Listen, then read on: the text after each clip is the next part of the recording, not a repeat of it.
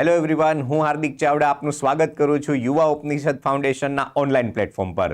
તો આજે ફરી આપણે મળ્યા છીએ એસએસસી એમટીએસનું નવું એક પેપર લઈને, જે 2 નવેમ્બર 2021ના લેવાયેલી સેકન્ડ શિફ્ટનું છે. તો મિત્રો, આપણે આ પેપરને સોલ્વ કરીએ અને જોઈએ કે ઇંગ્લિશ સબ્જેક્ટની અંદર કેવા કેવા પ્રશ્નો પૂછાવાની શક્યતા છે અને આ પ્રકારના પ્રશ્નો આવી શકે છે. તો હવે વધારે સમય ના ગુમાવતા આપણે શરૂ કરીએ ક્વેશ્ચન નંબર 1 થી. Select the word which means the same as the group of words given. ભાઈ, નીચે આપેલ ગ્રુપ ઓફ વર્ડ્સ છે એમાં આપણે એક શબ્દ આપવો હોય તો કયો શબ્દ આપી શકીએ? તો આપણે સમજીએ પેલા વાક્યને કેવા શું માંગે છે.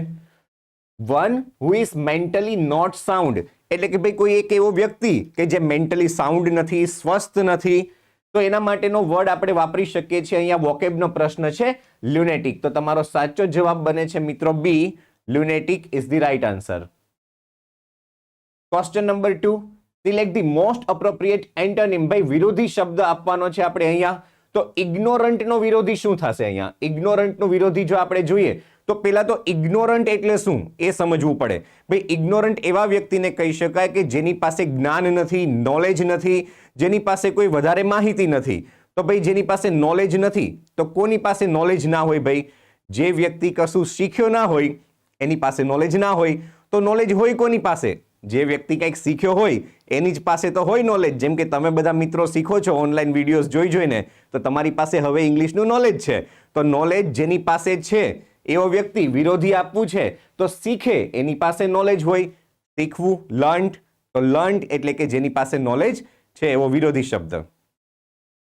Question number 3, identify the segment in the sentence which contains the grammatical error. Again are all time favourite topic, grammatical error.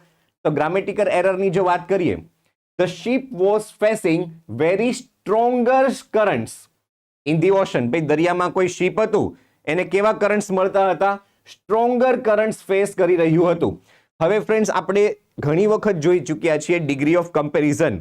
તો ડિગ્રી ઓફ કમ્પેરિઝનમાં આપણે સ્ટ્રોંગર, બરાબર, સ્માર્ટર, ક્લેવરર, છેલ્લે ઈઆર આવે એ પ્રકારનો શબ્દ ક્યારે વાપરીએ છીએ? તો કે એ પ્રકારનો શબ્દ વપરાય છે કમ્પેરિટિવ ડિગ્રીમાં. કમ્પેરિટિવ ડિગ્રીમાં કોઈની તુલના કરવામાં આવી હોય છે કોઈ બીજી વસ્તુ અથવા વ્યક્તિ સાથે. તો મિત્રો, આ વાક્યમાં તમને કઈ તુલનાનો ભાવ દેખાય છે? તમે જોઈ શકો છો, the ship was facing very stronger currents in the ocean. તો અહીંયા તુલનાનો ભાવ તો કોઈ છે જ નહીં. કમ્પેરિઝન નથી શિપની, નથી કરન્ટની, નથી કોઈની સાથે. તો આપણી પાસે અહીંયા ઓપ્શન ડેફિનેટલી અવેલેબલ છે કે ભાઈ સ્ટ્રોંગર અહીંયા ન આવી શકે. તો તમારો જવાબ અહીંયા બની શકે છે ઓપ્શન એ, સ્ટ્રોંગર ન આવે. તો સ્ટ્રોંગર ન આવે તો શું આવે? તો સ્ટ્રોંગરની જગ્યાએ અહીંયા આવશે strong currents. The ship was facing very strong currents in the ocean. So your answer will be option number A. Next question friends. તો નેક્સ્ટ ક્વેશ્ચન આપણે જોઈએ, select the word which means the same as the group of words. ભાઈ, શું કીધું છે? one who can use both hands equally well. ભાઈ, એવો વ્યક્તિ કે જે બંને હાથ પોતાના ઇક્વલી એક સમયે એક સાથે ઉપયોગ કરી શકે, એને શું કહી શકાય? તો વોકેબનો પ્રશ્ન છે ફ્રેન્ડ્સ. વોકેબમાં ખૂબ જ ધ્યાન રાખવું પડે, કેમ કે આ જો તમારી પાસે નોલેજ હશે વોકેબનું તો જ તમે આ પ્રશ્નનો જવાબ આપી શકો. ભાઈ, ઇક્વલી બે હાથ વાપરી શકે એવું વ્યક્તિ, તમને 3 ઇડિયટ્સ મૂવી જોયું હશે, બધાએ યાદ હશે. ભાઈ, કોલેજના ડીન એક સાથે બંને હાથથી એક સાથે લખી શકતા હતા બોર્ડ ઉપર બંને હાથનો ઉપયોગ કરીને. તો એવો વ્યક્તિ કે જે એકી સમયે બંને હાથનો ઇક્વલી ઉપયોગ કરી શકે એને કહેવાય એમ્બિગ્વિયસ. તો તમારો સાચો આન્સર બનશે option C. Next question, identify the segment in the sentence which contains the grammatical error. By grammatical error, find the error. The man was enjoyed the view from his terrace. ભાઈ, અહીંયા વાક્ય છે, હકાર વાક્ય છે, સીધું વાક્ય બતાવ્યું છે, સિમ્પલ સેન્ટેન્સ આપ્યું છે. તો the man was enjoyed આપ્યું છે. હવે was સાથે જો V3 આપેલું હોય ને તો એ પેસિવ વોઇસમાં ચાલી શકે. આ વાક્ય પેસિવ નથી, આ વાક્ય એક્ટિવ છે. તો એક્ટિવ વાક્યની અંદર જો વોઝ આપણે કન્સિડર કરીએ તો વોઝ સાથે આપણે શું જોઈ શકીએ? The man was enjoying the view from his terrace. માણસ પોતાની અગાસી પરથી વ્યૂનું મજા માણી રહ્યો હતો. તો આપણી પાસે આન્સર શું બને છે અહીંયા? વોઝ enjoyed ની જગ્યાએ enjoying થશે. Your answer will be option number C. આના માટે તમારે ખાસ ધ્યાનથી ટેન્સીસ જોવા ખૂબ જ જરૂરી છે. જો ટેન્સીસ પાકા કર્યા હશે, સ્ટ્રક્ચર સમજ્યા હશો, તો આ પ્રકારના પ્રશ્નોનો જવાબ તમે એકદમ આરામથી આપી શકો છો. નેક્સ્ટ ક્વેશ્ચનની વાત કરીએ. Select the most appropriate synonym. ભાઈ સમાનાર્થી શબ્દ જણાવો. તો સમાનાર્થી શબ્દ શેનો જણાવવાનો છે? એંગ્રી. એંગ્રી યંગ મેન એટલે કે ગુસ્સે. તો ગુસ્સે હોય એવું કેવું હોય? તો અહીંયા ગુસ્સે હોય એવું એનરેજ્ડ એટલે કે ગુસ્સે. તો તમારો આન્સર બને છે અહીંયા option number B. Next question. Again you are about to get this synonym. ભાઈ સિનોનિયમ એન્ટોનિયમ પર ખાસ ભાર આપેલો છે, ખાસ ધ્યાનથી જોઈ જજો એક વખત. ઓપ્શન આપણી પાસે અહીંયા અવેલેબલ છે. શબ્દ આપેલો છે વેન. તો ભાઈ વેન એટલે શું? વેન નો અર્થ થાય છે અહીંયા પતન થવું અથવા તો નીચે સરકવું. ભાઈ કઈ નીચે ઉતરે, પતન થાય, કોઈ વસ્તુમાં ઘટાડો થાય, એને આપણે વેન તરીકે ઓળખીએ છીએ. ઓપ્શન તમારી સામે છે, તમે જોઈ શકો છો. શું બની શકે જવાબ? It's very clear, very easy. Option number C, decline. Decline એટલે ઘટવું, ઘટાડો થવો, પતન થવું. વેન જેનો સિમિલર વર્ડ થશે decline. Next. Select the most appropriate antonym. ભાઈ વિરોધી શબ્દ, વિરોધી ભાવાર્થ બતાવો. તો વિરોધી શેનું? પાર્ટનરનું વિરોધી. ભાઈ પાર્ટનરનું વિરોધી શું થાય? તો પહેલા તો પાર્ટનર એટલે શું એ સમજો. ભાઈ પાર્ટનર કોને કહેવાય? તો કે જે આપણી હામાં હા મિલાવે, આપણને સાથ આપે, સહકાર આપે, સાથે મળીને કામ કરે. એટલે કે ભાઈ આપણી સાથે સપોર્ટ કરે, હામાં હા મિલાવે, એને પાર્ટનર કહેવાય. તો પાર્ટનરની જેવો બીજો અહીંયા વિરોધી શબ્દ બીજો કયો છે કે ભાઈ જે પાર્ટનર ના હોય? એસોસિએટ એટલે તો સાથે રહેવું, સાથે મળીને કામ કરવું થાય. પાર્ટિસિપન્ટ એટલે તો ભાઈ ભાગ લેનાર થાય. ફ્રેન્ડ એટલે મિત્ર થાય. બરાબર. અને મિત્ર તો આપણી હામાં હા મિલાવે જ ને, પાર્ટનર જેવો જ હોય આપણો. બરાબર. તો અહીંયા શું બની શકે? ભાઈ પાર્ટનર એટલે કે લાઈફ પાર્ટનરની વાત નથી થતી. હા, લાઈફ પાર્ટનર દરેક વાતમાં હામાં હા નહીં મળાવે, ત્યાં તમારે હામાં હા મળાવવી પડશે. તો એનો મતલબ શું થયો?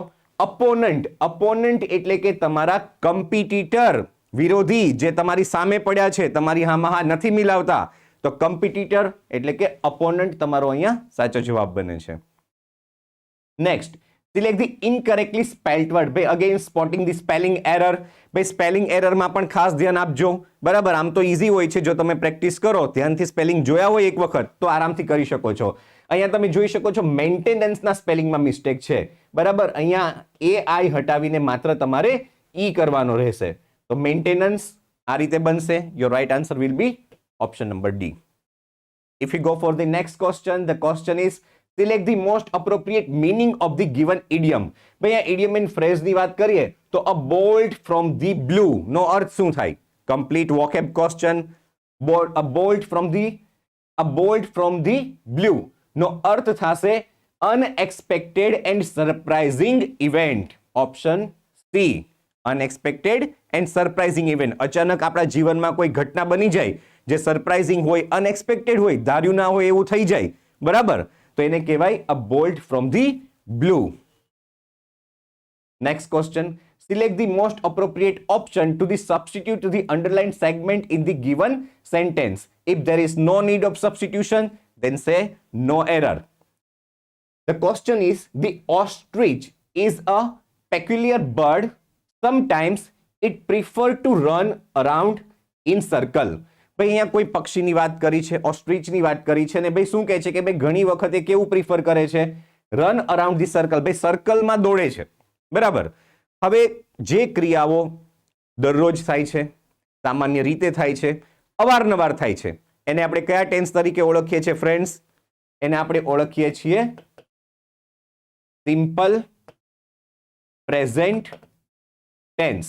હવે સિમ્પલ પ્રેઝન્ટ ટેન્સ જ્યારે મેં તમને ડિટેલમાં સમજાવ્યું હતું ત્યારે યાદ કરો ફ્રેન્ડ્સ, આપણે એક સિમ્પલ અમુક વસ્તુ જોઈ હતી કે ભાઈ સિમ્પલ પ્રેઝન્ટ ટેન્સની અંદર આપણે જો વાત કરીએ તો સૌ પ્રથમ સ્થાન પર આવે કર્તા, પછી આવે ક્રિયાપદ. તો ક્રિયાપદ અહીંયા તમારી પાસે V1 અથવા તો V5 આવશે. ક્રિયાપદનું મૂળ રૂપ અથવા તો SK ES વાળું રૂપ. પછી આવે કર્મ અને છેલ્લે આવે અન્ય શબ્દો. તો મિત્રો અહીંયા આપણે V1 લેવું કે V5 લેવું એ કોણ નક્કી કરે? તો કે એ નક્કી કરે કર્તા. અહીંયા કોને ઉડવાની વાત કરી છે, દોડવાની વાત કરી છે? અહીંયા વાત કરી છે ઓસ્ટ્રીચની, બર્ડની અને એનું પ્રનામ લીધું છે અહીંયા ઈટ. બરાબર, તો અહીંયા ઈટ લીધું છે. હવે ઈટ સાથે શું આવે? તો કે ઈટ સાથે આપણને ખબર છે હી, શી, ઈટ, કે કોઈનું નામ હોય તો એસ કે ઈએસ વાળું ક્રિયાપદ આવી શકે. તો અહીંયા પ્રિફર ટુ રન આપ્યું છે, તો પ્રિફર ટુ રન ના થઈ શકે. આ તો V1 છે. V1 ક્યાં આવે? તો કે આઈ, વી, યુ, ધે અથવા એકથી વધુ બહુવચન નામ આપેલા હોય તો V1 આવી શકે. ઈટ અહીંયા આપેલું છે, ઈટ સાથે આવશે V5. તો V5 શું થાય? પ્રિફરનું થઈ જશે પ્રિફર્સ. તો આપણી પાસે ઓપ્શનમાં અવેલેબલ છે શું? Sometime it prefers to fly. Your answer will be option number B, prefers to fly. Next question. Identify the segment in the sentence which contains the grammatical error. By find the error again. The poster was made by the hard-working students of class 9. હવે active passive ભણ્યા ત્યારે આપણે સમજ્યા હતા કે ભાઈ વાક્ય active છે કે પેસિવ એ કેમ ખબર પડે? તો કે જો પ્રથમ સ્થાને કર્તા હોય તો વાક્ય એક્ટિવ છે અને પ્રથમ સ્થાને જો કર્મ હોય તો વાક્ય પેસિવ છે. તો અહીંયા તમને આપી દીધું છે ધી પોસ્ટર, બરાબર, અને જો અહીંયા બાય પણ આપી દીધું છે જે સૂચવે છે વાક્ય કેવું છે? પેસિવ છે. તો પેસિવ વોઇસનું કોઈ પણ વાક્ય હોય ફ્રેન્ડ્સ, યાદ કરો મેં તમને ત્યારે પણ કહ્યું હતું કે કોઈ પણ કાળના કે કોઈ પણ સ્ટ્રક્ચરના વાક્યને જ્યારે પેસિવ બનાવો છો તો ક્રિયાપદ પેસિવ વોઇસમાં એક જ આવે, એ છે V3, એટલે કે ક્રિયાપદનું ભૂત કૃદંતનું રૂપ. તો અહીંયા આપણી પાસે ધી પોસ્ટર વોઝ આપ્યું છે, વોઝ પછી શું આપ્યું છે? મેક આપ્યું છે. મેક છે V1 એટલે કે મૂળ રૂપ. એનો મતલબ એવો થયો કે એરર છે મેકમાં. તો મેકની જગ્યાએ શું હોઈ શકે? અહીંયા આ વોઝ મેકની જગ્યાએ અહીંયા થઈ શકે was made.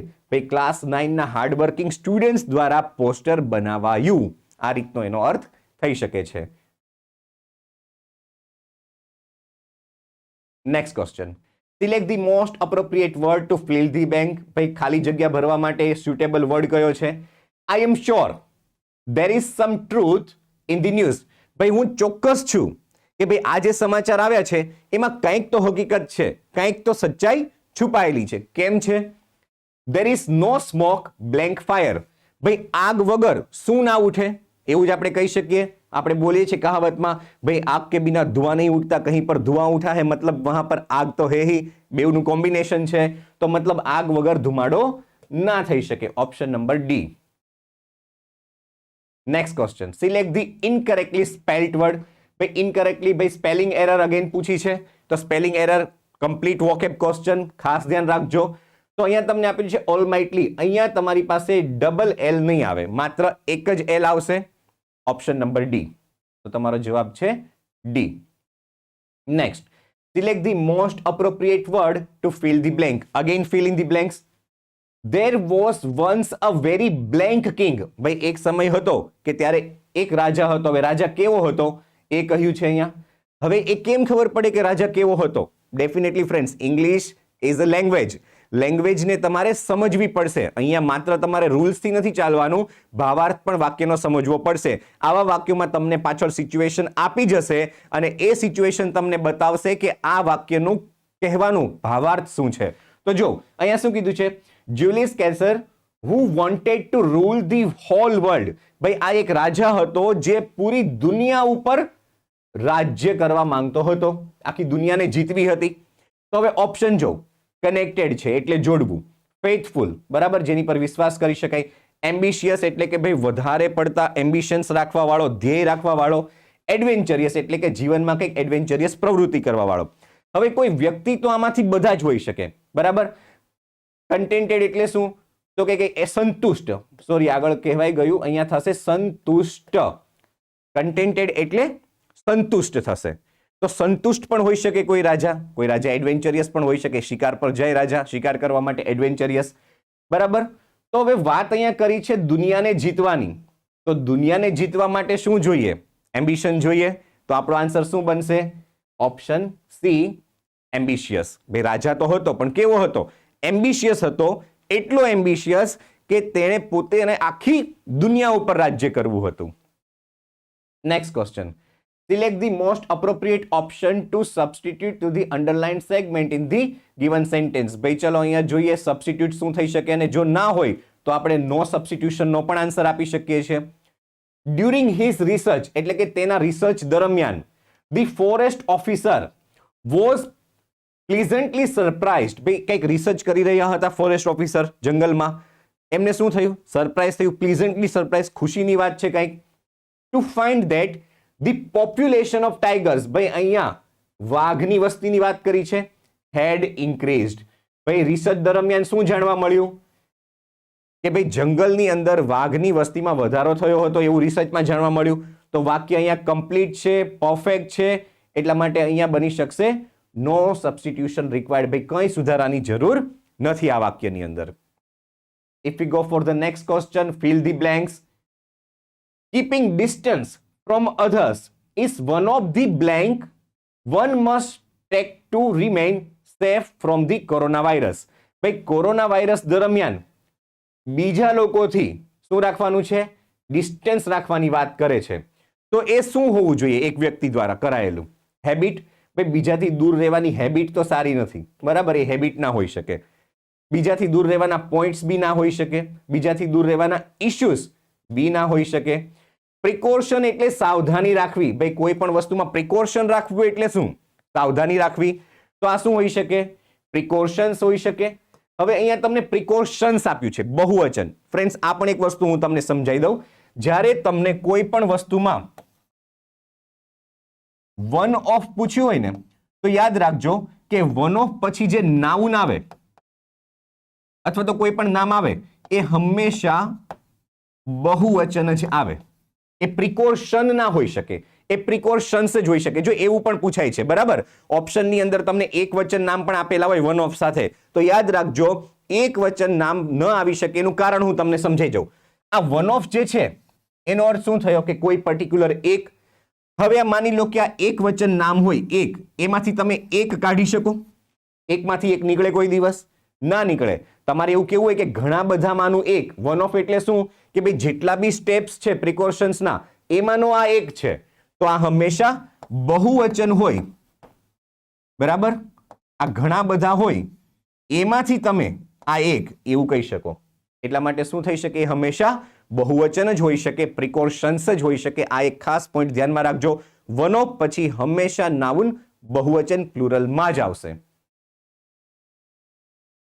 Next question. Select the most appropriate option to substitute the underlined segment. ભાઈ અહીંયા સબસ્ટિટ્યુશન શોધવાનું છે. તો વાક્ય આપણી પાસે આપેલું છે, they are making a lot of noise. ભાઈ તેઓ ખૂબ જ અવાજ કરી રહ્યા છે. કાળ સમજવો ખૂબ જ જરૂરી છે. are making એટલે કે ચાલુ વર્તમાન કાળ. isn't it ક્વેશ્ચન ટેગ નો પ્રશ્ન છે. ક્વેશ્ચન ટેગ નામનું એક ચેપ્ટર આવે છે. ક્વેશ્ચન ટેગના ચેપ્ટરમાં આપણે જોયું હતું ફ્રેન્ડ્સ. શું જોયું હતું? તો કે અહીંયા માત્ર બે જ નિયમ લાગુ પડે છે. શું? તો કે વાક્ય જો હકારમાં હોય તો તેનો જવાબ કેવો આવશે? નકારમાં આવશે. અને વાક્ય જો નકારમાં હોય તો તેનો જવાબ આપણે કેવી રીતે આપીએ? હકારમાં આપીએ. હવે અહીંયા તમે જોઈ લો, they are making a lot of noise. કેવું વાક્ય છે? આમાં નોટની વાત કરી છે ના. એનો મતલબ એવો થયો કે આ વાક્ય કેવું છે? હકાર વાક્ય છે. હવે હકાર વાક્યનો જવાબ હંમેશા કેવો હશે? તો કે નેગેટિવમાં હશે. જવાબ શું આપ્યો છે? isn't it. નેગેટિવમાં જ છે ડેફિનેટલી, પણ અહીંયા isn't it આપ્યું છે, બરાબર? હવે મિત્રો ધ્યેય છે એ નાઉન. અહીંયા ધ્યેયનું શું થશે? પ્રોનાઉન આપણે કરીએ તો, બરાબર? ધ્યેય બહુવચન છે, તો ધ્યેયને બહુવચન બતાવવા માટે આપણે is નો ઉપયોગ થાય કે are નો ઉપયોગ થાય? ડેફિનેટલી are નો ઉપયોગ થાય. તો શું થશે? aren't they. જો અહીંયા are ધ્યેય પણ આપ્યું છે, પરંતુ are ધ્યેય કરવાનું નથી કેમ કે વાક્ય હકાર છે. જો આ વાક્ય નકાર હોતે તો એનો જવાબ are ધ્યેય થાતે, પરંતુ વાક્ય હકાર છે એટલે જવાબ આવશે aren't they. બહુવચનમાં છે એટલે is નો ઉપયોગ નહીં થાય અહીંયા ફ્રેન્ડ્સ, are નો ઉપયોગ થશે. Next question. Select the most appropriate meaning of the given idiom. Herculean task. બે Herculean task એટલે કેવું કાર્ય? Herculean task એટલે અત્યંત કઠિન, ખૂબ જ અઘરું કાર્ય કોઈ હોય તો એવું હોઈ શકે very tough task. Your answer will be option B. Next question. Fill the blanks again. there is blank a lot to learn from the nature. ભાઈ કુદરત પાસે, નેચર પાસેથી આપણી પાસે શીખવા જેવી વસ્તુ હોય તો આમાંથી શું છે? there is about a lot, ના બની શકે, વાક્ય બંધ જ નથી બેસતું. hardly a lot, ના ભાઈ ના, હાર્ડલી તો નહીં.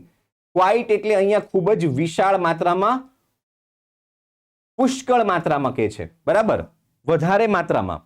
એન્ડ ઓલમોસ્ટ એટલે મોટા ભાગનું, તો મોટા ભાગનું નહીં, નેચર પાસેથી તો આપણી પાસે ઘણું બધું વિશાળ માત્રામાં શીખવા જેવું છે, બરાબર. નેચરની તો વાત જ અલગ છે, નેચરમાં જઈએ એટલે આપણને ઘણું બધું જાણવા, શીખવા અને જોવા મળી શકે. Next question, yes, comprehension, again our favourite topic coming.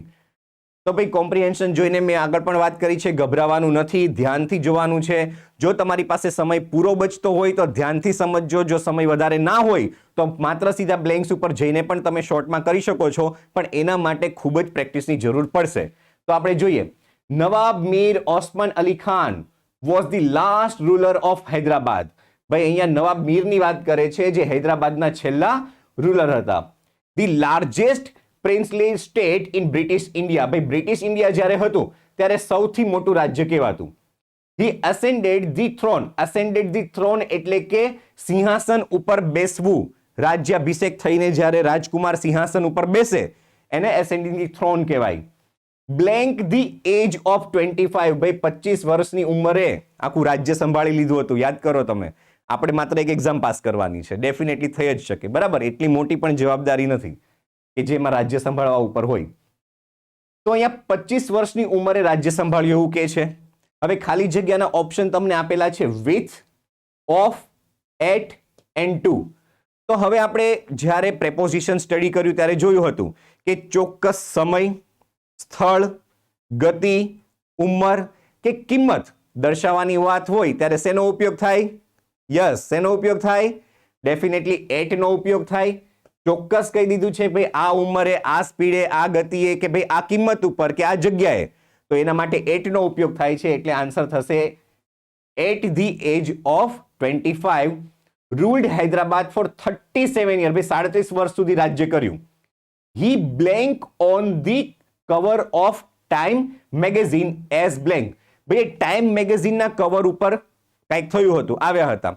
તો અહીંયા શું છે? ઓપ્શન આપણે સેકન્ડ જોઈએ તો he had featured, is featured, was featured કે હેવ ફીચર્ડ. હવે જો જ્યારે વાક્ય સબ્જેક્ટિવ કેસમાં હોય, બરાબર, ત્યારે અહીંયા હેડ ફીચર્ડ કે હેવ ફીચર્ડ આવે. આ વાક્ય પેસિવ વોઇસનું છે, કેમ કે હી ફીચર્ડ થયો હતો એવું અહીંયા કહેવાય છે, બરાબર. હી કર્તા તરીકે નહીં, કર્મ તરીકે છે. તો હી પેસિવ વોઇસમાં આપણે આગળ પણ કહ્યું છે કે શું આવશે? V3 આવશે ડેફિનેટલી. તો અહીંયા શું છે? V3 તો અહીંયા આપેલો છે વોઝ ફીચર્ડ સાથે, તો હી વોઝ ફીચર્ડ થશે. ઇઝ ફીચર્ડ નહીં થાય કેમ કે ભૂતકાળની વાત છે એટલે આપણે વોઝ લઈશું. અને ઇઝ સાથે ક્યારેય V1 ના આવી શકે, બરાબર. સપોર્ટિંગ વર્બ સાથે હંમેશા V3 આવે એ કન્ફર્મ છે. એટલે સપોર્ટિંગ વર્બ છે, V3 છે, પેસિવ વોઇસ છે, તો આપણો આન્સર બને છે ઓપ્શન સી. આગળ જોઈએ થર્ડ ક્વેશ્ચન પર. તો he was featured on the cover of Time magazine as the blank person at that time. ભાઈ એ સમયના ખાલી જગ્યા વ્યક્તિ તરીકે એ મેગેઝિનના કવર પેજ પર આવ્યા હતા. તો એ વખતના કેવા વ્યક્તિ? રીચર, કમ્પેરેટિવ ડિગ્રીમાં આવશે, આગળ પણ જોઈ ગયા આપણે, બરાબર. તો રીચર અહીંયા કોઈની કમ્પેરિઝન, કોઈ એક રાજાની કમ્પેરિઝન બીજા રાજા સાથે હોય તો તમે રીચર વાપરી શકો. રીચ તો અહીંયા રીચ તો નથી કહેવામાં આવ્યું. મોસ્ટ રીચ અને રીચેસ્ટ, તો અહીંયા રીચેસ્ટ કેમ વપરાય? તો કે સુપરલેટિવ ડિગ્રી હોય ત્યારે રીચેસ્ટ નો ઉપયોગ થાય. તો શું કીધું?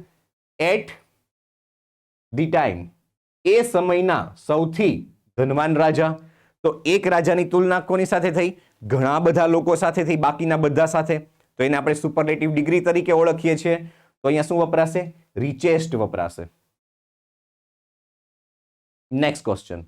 He was the 5th richest man in blank history. હવે ખબર છે ભાઈ હિસ્ટ્રીની સાથે કયો ઓપ્શન આવે? અ હિસ્ટ્રી ના કહેવાય, વન હિસ્ટ્રી ના કહેવાય, અનહિસ્ટ્રી બી ના કહેવાય. તો હી વોઝ અહીંયા વપરાશે in the history of mankind and the richest Indian who ever lived. ભાઈ ખૂબ જ ધનવાન હતા. Next question. he was a blank ruler who encouraged education, science and development. ભાઈ એ એવા રાજા હતા કે જેમણે શિક્ષણ પર ભાર આપ્યું, બરાબર, વિજ્ઞાન પર ભાર આપ્યું અને વિકાસ ડેવલપમેન્ટ પર ભાર આપ્યું. તો કેવા રાજા હોય કે જે શિક્ષણ પર ભાર આપે, વિજ્ઞાન પર ભાર આપે અને ડેવલપમેન્ટ પર ભાર આપે, મતલબ બીજાનું સારું વિચારે. તો એવા રાજા, કોઈ જેલેસ રાજા હોય, બરાબર, એ કરે કોઈ દિવસ આવું? બિલકુલ ના કરે. જેલેસ રાજા તો જેલેસી કરે. ક્રુઅલ રાજા, ભાઈ ક્રુઅલ રાજા તો બિલકુલ ના કરે, એ તો માત્ર ક્રુઅલ્ટી કરે. બેનેવોલેન્ટ મતલબ કેવા? પરોપકારી, બરાબર. બેનેવોલેન્ટ મતલબ પરોપકારી. ભાઈ પરોપકાર કોણ કરી શકે? હંમેશા જે બીજાનું સારું વિચારે, બીજાનું ભલું વિચારે, બરાબર. એન્ડ વિક્ટ એટલે કેવા? તો કે વિક્ટ એટલે દુષ્ટ રાજા. ભાઈ દુષ્ટ વ્યક્તિ ક્યારે કોઈનું સારું ના કરી શકે, વિકાસ ના કરી શકે. So your answer will be C. Yes. તો અહીંયા હવે આપણી પાસે ઉપલબ્ધ છે તમને ખૂબ જ ઉપયોગી થઈ શકે એવી ઇંગ્લિશની 2 book, English grammar and English vocabulary, જે તમે એમેઝોન પરથી, ફ્લિપકાર્ટ પરથી અને યુવા ઉપનિષદ ફાઉન્ડેશનના દરેક કોચિંગ ક્લાસ ઇન્સ્ટિટ્યૂટ પરથી મેળવી શકો છો. આગળ આપણે વાત કરીએ તો યુવા ઉપનિષદ ફાઉન્ડેશન લઈને આવી રહ્યું છે online recorded video course English grammar માટેનો, જેનો તમને અહીંયા ઓપ્શન આપેલા છે 1 મંથ, 3 મંથ, 6 મંથ અને 12 મંથ્સ માટે તમે પરચેસ કરી ઘરે બેઠા યુવા ઉપનિષદ ફાઉન્ડેશનનો લાભ લઈ શકો છો અને કોઈ પણ પરીક્ષાને ક્રેક કરી શકો છો. મિત્રો, આશા રાખું છું કે આ વિડીયો તમને આવનારી એસએસસી MTS ની પરીક્ષા માટે ખૂબ જ લાભદાયી થશે. ફરીથી હું હાર્દિક ચાવડા આપને ધન્યવાદ કરું છું આપનો સમય આપવા બદલ, અને અવારનવાર આવતા વિડીયો લાવતા રહીશું, તમને માહિતી આપતા રહીશું. તો જોડાયેલા રહો યુવા ઉપનિષદ ફાઉન્ડેશનની દરેક પ્લેટફોર્મ ઉપર, યુટ્યુબ ઉપર, ઇન્સ્ટાગ્રામ પર. તમને દરેક માહિતી, અપડેટેડ માહિતી મળતી રહેશે. ખૂબ ખૂબ આભાર મિત્રો. જય હિન્દ, જય ભારત.